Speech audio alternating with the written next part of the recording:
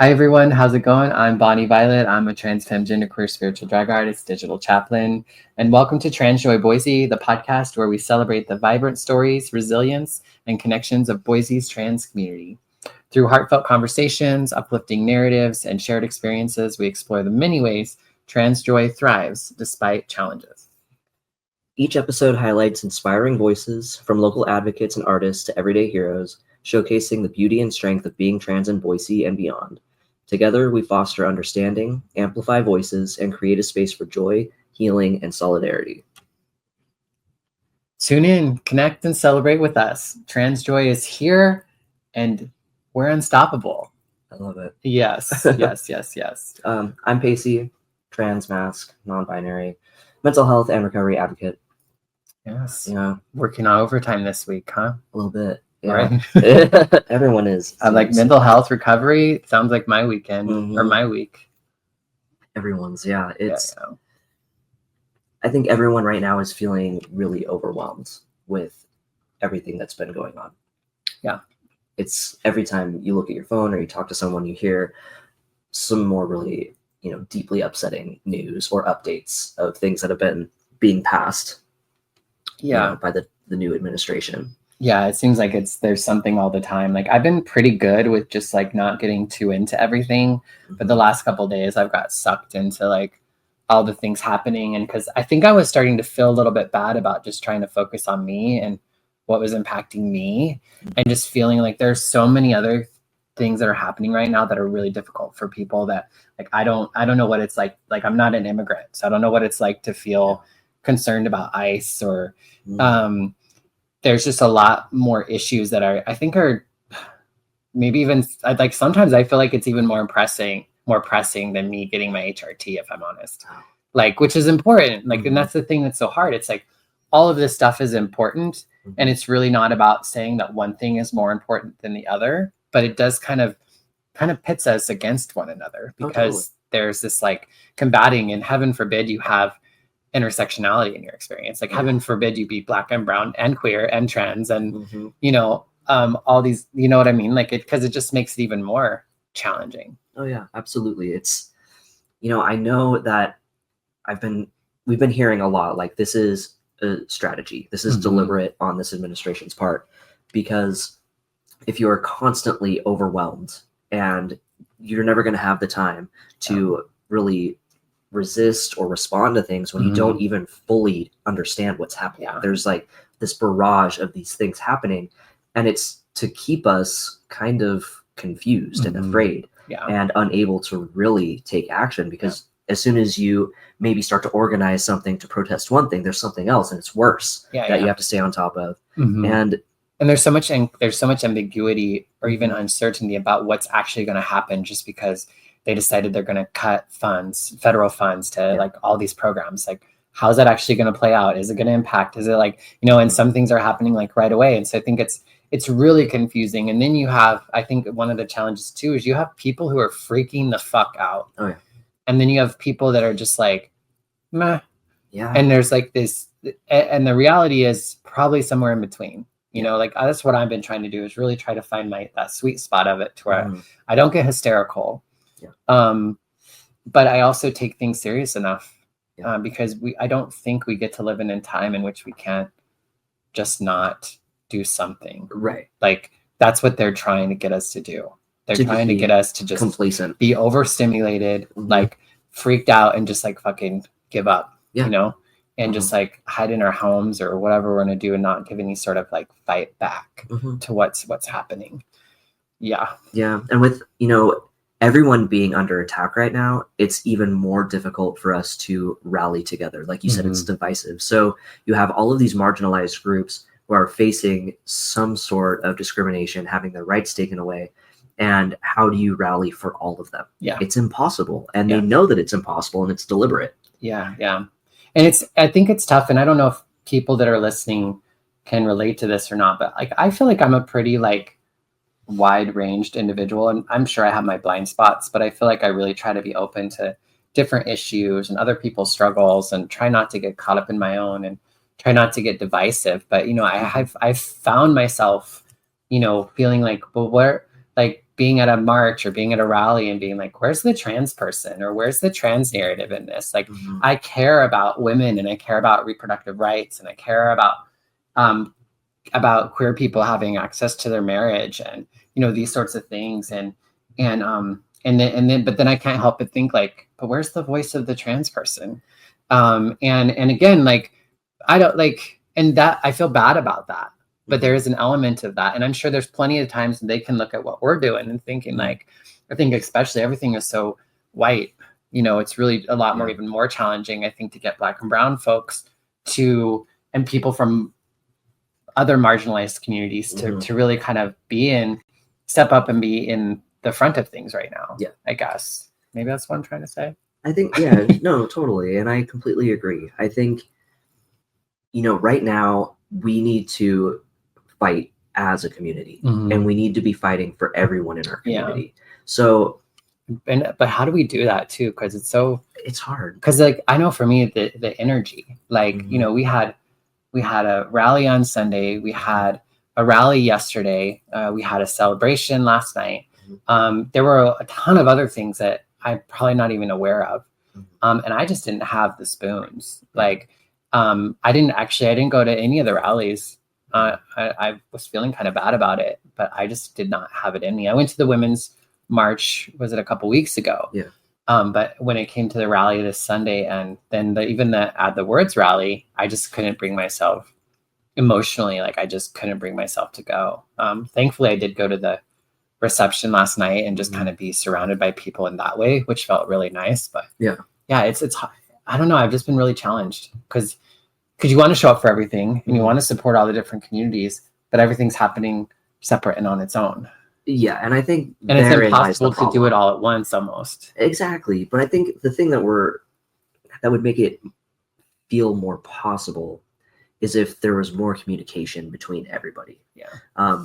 Because I think that we're all scrambling. Well, yeah, we are all scrambling. And that's part of what's happening. That's on purpose, so that we can't resist, we can't rally against all of these things because there's simply too much going on. But I think, with the rally on Sunday, it was great to see all of these people come together and be passionate about it. It was like 25 really degrees outside. People were freezing, but they were there. They had their signs. They were like cheering and clapping, and the speakers were wonderful. We had 3 really good speakers.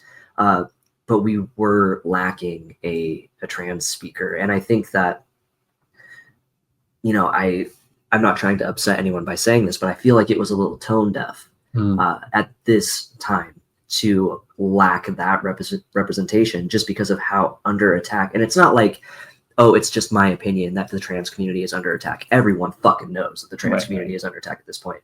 And I think that coming together and representing everybody right now is really important because we are all one family. Yeah, we're even just finding that way to leverage it a little bit, because there was one of the things that I did see was a lot of trans people show up for the hearing on the gay marriage. Was that last Wednesday? Yeah, there was a hearing. It was during the day. I had to work my shift, but like I saw a lot of trans people showing up for what, to some degree, gay marriage or same-sex marriage may not even be an issue for them directly. Again, it just kind of depends on how paperwork fills out and how people identify. But at the end of the day, we all know it's related.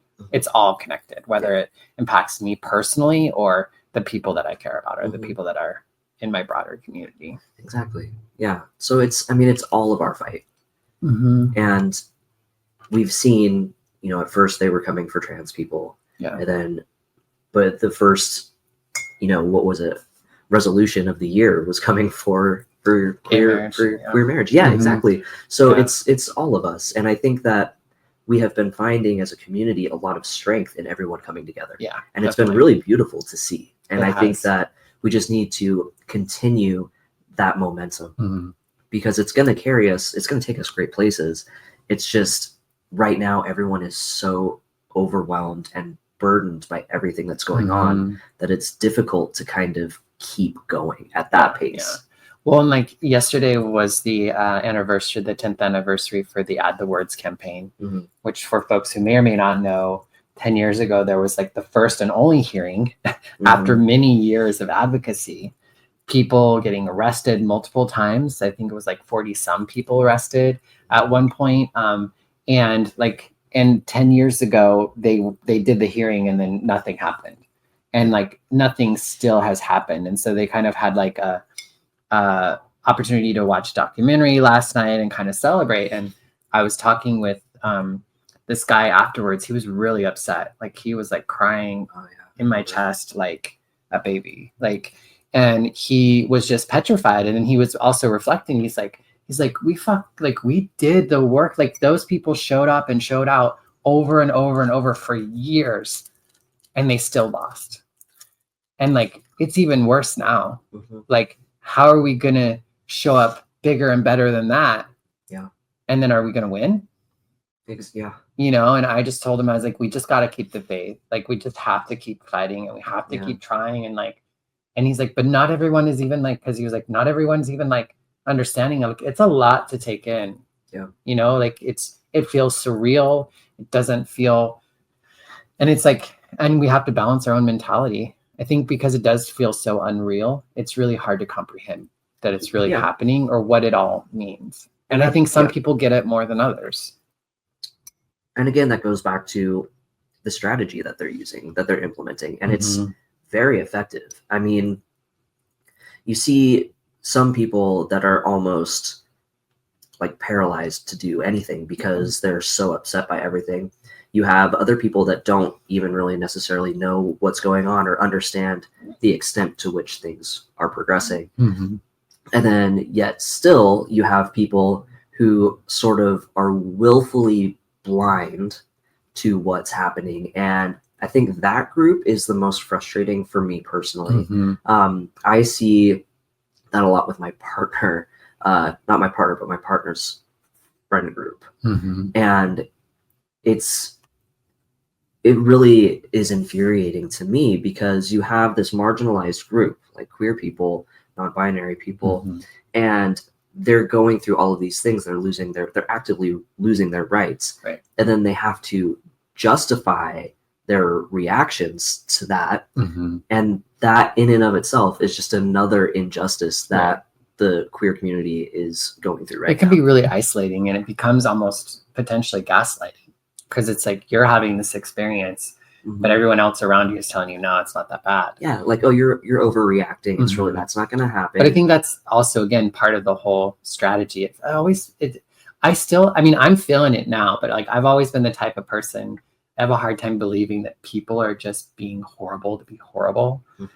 But I believe it now. And that there's intentionality behind what is happening and how it's happening. Oh yeah. And I think for me, I've always kind of thought like, oh, evil is just about being like blindsided or you're maladapted in some way, right? Like you cannot be fully aware and conscious of what you're doing and still do shitty things. And yet it feels we're beyond that. Like there was one that I read about a couple days ago, and some of these things, they just seem so outlandishly cruel. They're like, how is this real? Like for instance, when Trump signed the executive order saying that his administration would only recognize someone's biological sex at birth, male or female, that has a lot of implications that we don't even know about yet. And one of them was when that order went into effect, it changed a provision called the 2003 Prison Rape Elimination Act, or PREA. And that was passed under the administration to combat like the rampant sexual assault that happened in the U.S. prison system. It was applied by Biden and Obama to protect trans inmates because they're already at like a really high risk of assault. So under this new executive order, those protections are gone. And what is the point in that? Unless it's just to make people suffer. Yeah. I mean, things like those are the things that we're dealing with now. Yeah. And I guess there's an element of thinking like, I don't know. It's like, how can you know all that is happening and still do it? Like, you know what I mean? Like, again, I could understand being short-sighted, not understanding the full implications of something, but I think you have to know at some point, and especially when you're like the president or something, like you have people around you. It's like if you yourself don't know, somebody else is pointing that shit out to you. It's not a byproduct of his executive order, I think, and I think that's something that a lot of people are still struggling to kind of wrap their heads around.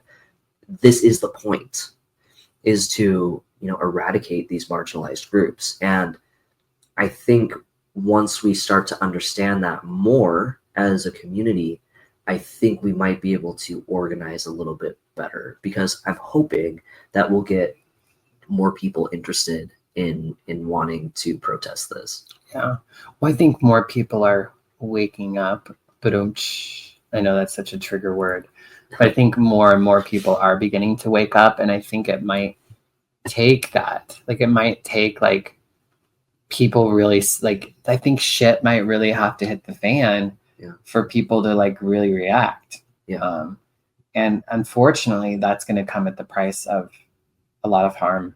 But unfortunately I do feel like pain is often a touchstone for change. And I don't think that's a healthy or the best way for it, but any sort of toxic change or toxic relationship usually ends with a lot of pain, you know?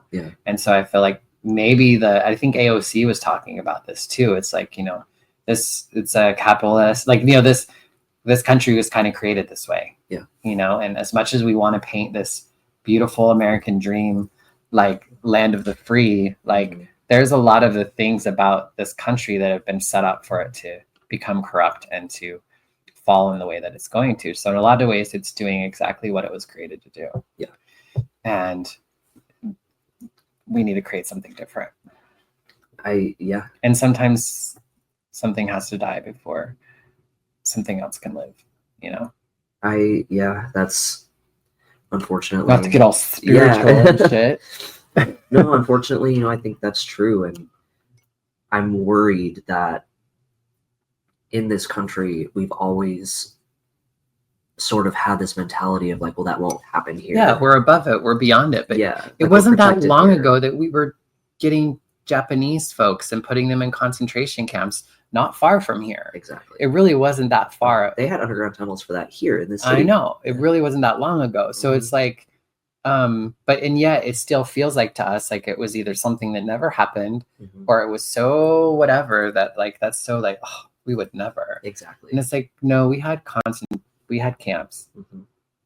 Like we had camps. We ain't no better. We ain't no better than any other country or any other group of people. We can be just as horrible to one another as anyone else. And I think that's what worries me the most, is that mentality that so many people have, just that, you know, yeah, it's really bad right now, but they're gonna stop this. Like the Democrats are gonna do something to prevent that from happening, because this is America. Stuff like that doesn't happen here. We're safe, even if it's really terrible right now. It's just gonna be 4 years, and then it'll be something new. And I think that that's a really dangerous outlook to have right now. I couldn't even imagine this going through 4 years of this. Like it just doesn't feel like it's gonna. I cannot imagine it happening that long. No, I mean, it already feels like it's been 1.5 years and it's been 9 days. Yeah. I mean, it just feels like something would have to give. Like something would have to give. Like people would be done. Exactly. You know, I don't know what that means, but. And yeah, you're to right. go at this degree or this level for the next 4 years would be destructive, to say the least. Yeah. And well, I mean, so many things are happening around the world because of this, you know, and yeah, I mean, it was kind of cool to also see other countries and groups of people in other parts of the world that are like pulling for us. Yeah, and protesting. Yeah. But it's also kind of scary that it's so difficult to see those things on social media here. Yeah. Yeah. So I think, you know, I've been hearing some people say, last night I heard a couple people say that they feel really bad that they're not doing anything.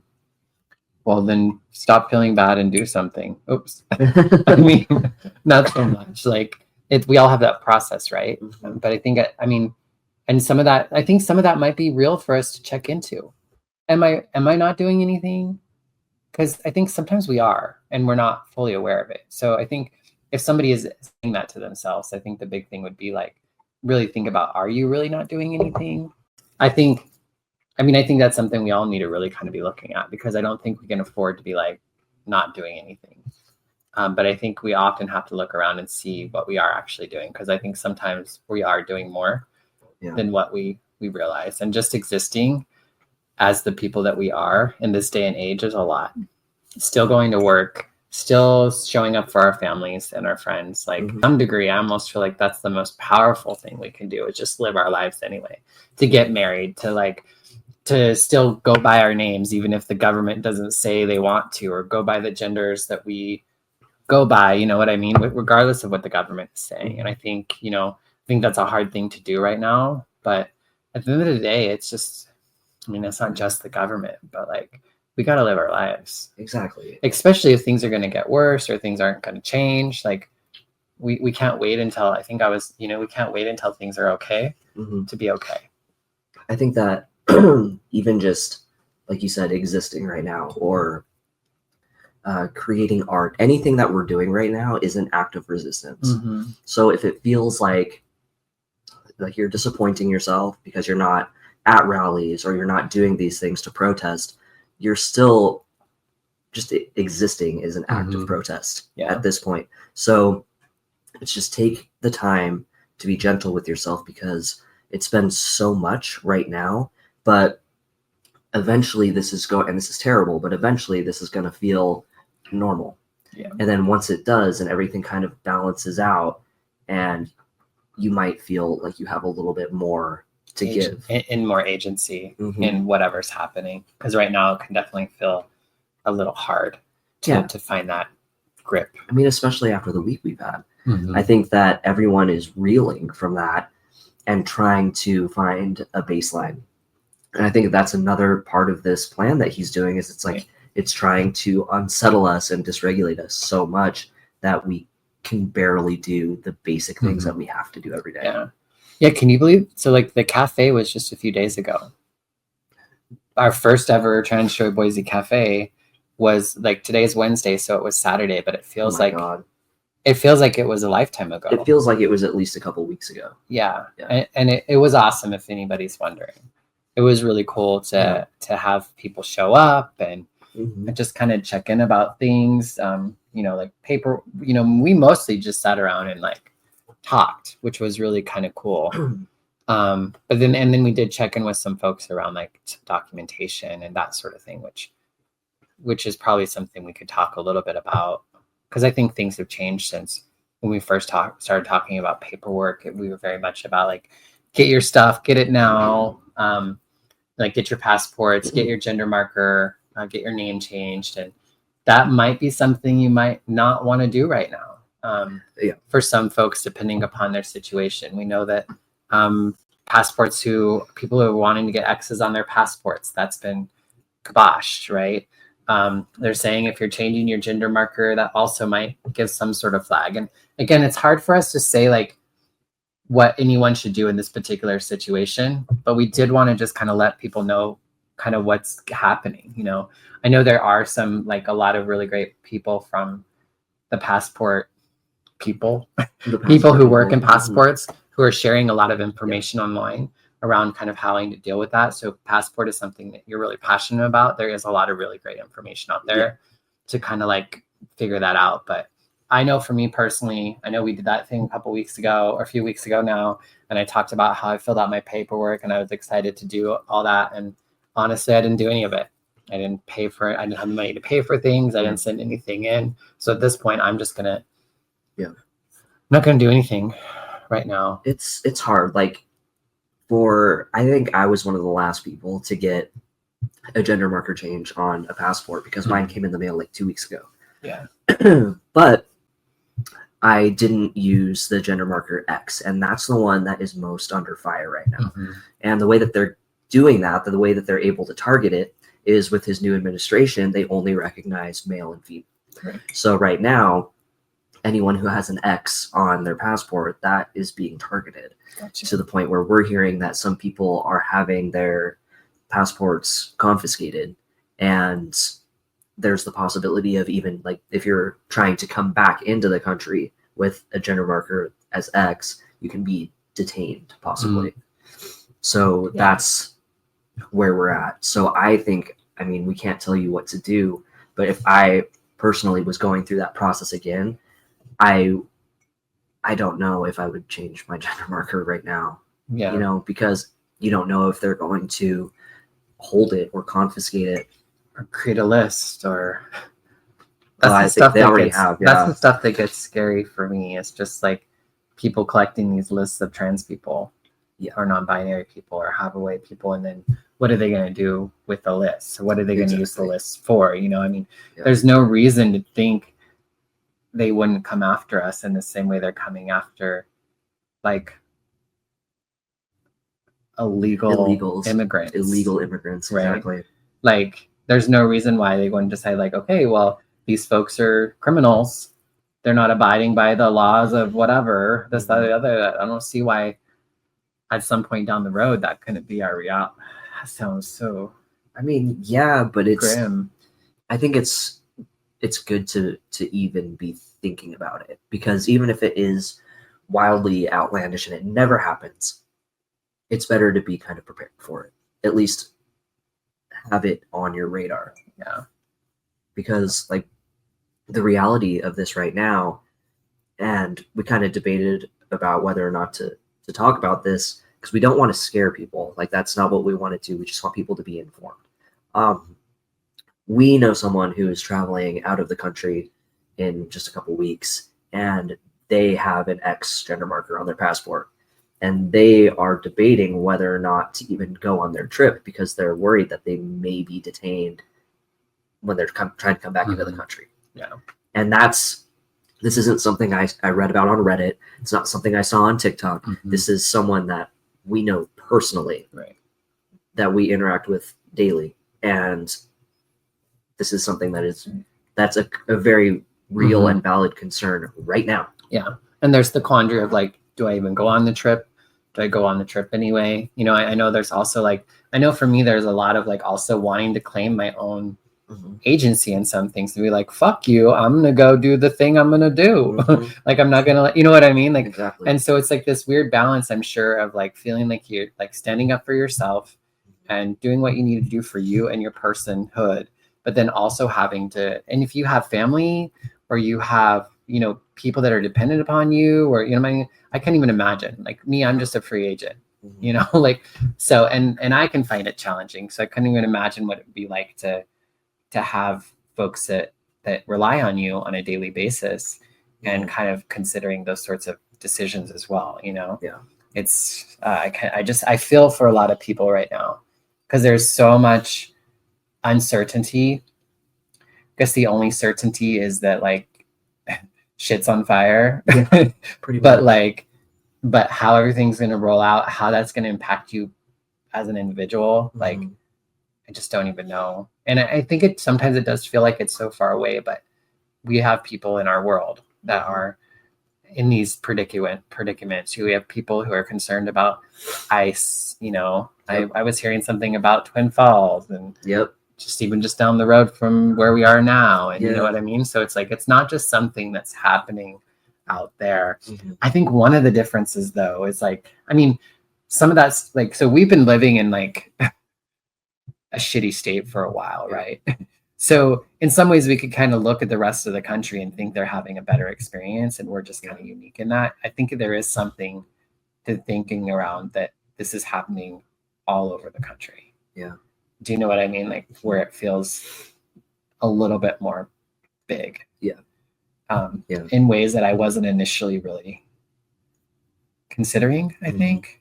And then just impacting at a federal level. I think in a lot of ways we reveled in the rights and privileges that came from like federal laws and federal protections that are now not there. Exactly. So it's just kind of a double. Ugh. So what are we doing? What are we doing? We ain't nothing. So we talked about how we did the Transjoyboise Cafe last week. So we're doing that the fourth Saturday of each month. Our next one is going to be February the 22nd.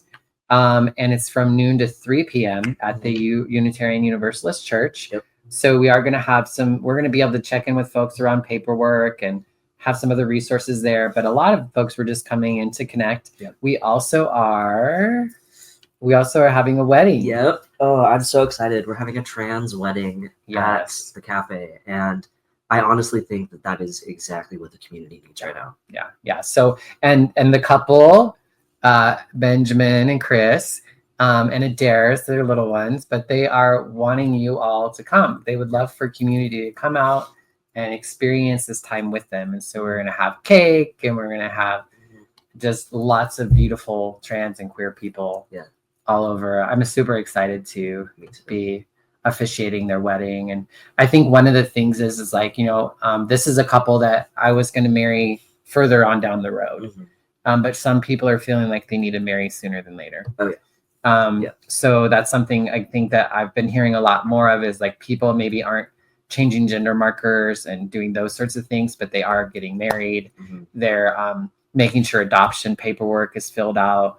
They are making sure that like medical rights and privileges and all of that is lined up. Estates, all of that sort of legal stuff is all still really big and probably still really important. Because they even talk about like, even if somewhere down the road the Supreme Court decides it's a state rights issue, they do have like a trigger thing into where it would happen automatically here. There's. But even at that, I think there's still like this grandfathered clause. Like if you're already married, you might be able to stay. To stay. It's just maybe new marriages won't happen. And again, who knows? There's a lot of things down the road, but I know a lot of people are feeling the pressure to take care of that stuff sooner than later. And a lot of times we need to take care of that stuff sooner than later anyway. I know. Especially when it comes to medical stuff and protections and all that. That's stuff that we honestly should already have in place with a lot of our loved ones and stuff. I agree. Just for protections. And we're starting our little support group. Yes. On Thursdays. Someone call it like a social group. A social support. Or social support group. Social support, Yeah, we're not therapists. No. Not by, we're not therapists, and it's not going to be like a traditional kind of like a recovery. We're not going to sit around in a circle and talk about our feelings. No. We're going to like sit over coffee and talk about our feelings. No, like it's not going to be orchestrated. It's basically just going to be like a time in a community room to just kind of like hang out. And that's kind of what like the cafe eat, drink, and be merry. Yeah, like just being around other people that are, going through the same or similar experiences was really validating. And I think it's really important for us to be coming together in times like these anyway, just as a community. And I think that it's really healing. It's a lot of, I think, what the cafe was, but just on a smaller scale.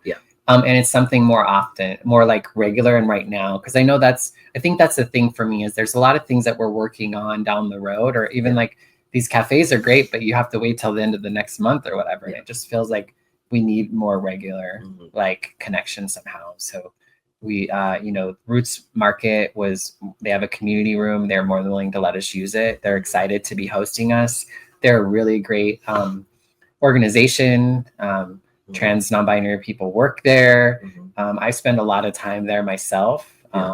So I think it's a really great location and great spot for that. I'm really looking forward to it. Yes. And then we need the app, right?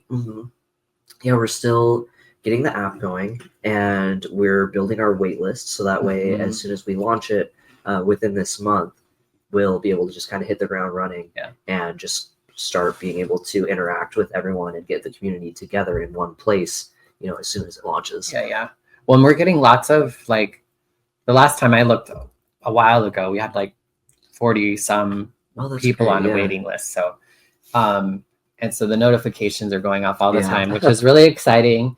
We haven't anticipated, like, it should be sooner than later, right? I would imagine probably within this month. So it's something that's happening soon, but not like tomorrow. Right. Exactly. But probably within the next couple of weeks. I would imagine. I think everything seems to be going smoothly with that. So I would imagine it'll be maybe 3-4 weeks. Yeah. I think that was all the things we wanted to talk about. I mean, I think as you know, we are getting a lot more engagement on our socials and our podcast. So please do share them, comment. We really love hearing from you all. And then we're also working on getting ready to have guests on. So I'm sure you're all tired of just looking and listening to us. But I think starting as soon as next week, we're hoping we're going to start having a guest with us each week.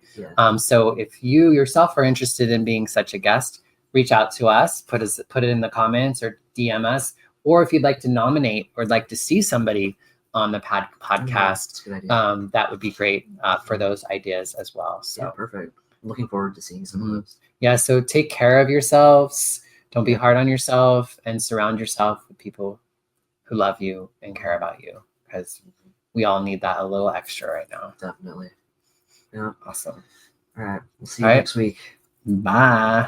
I want to be like, bye, bitches. Bye, bitches.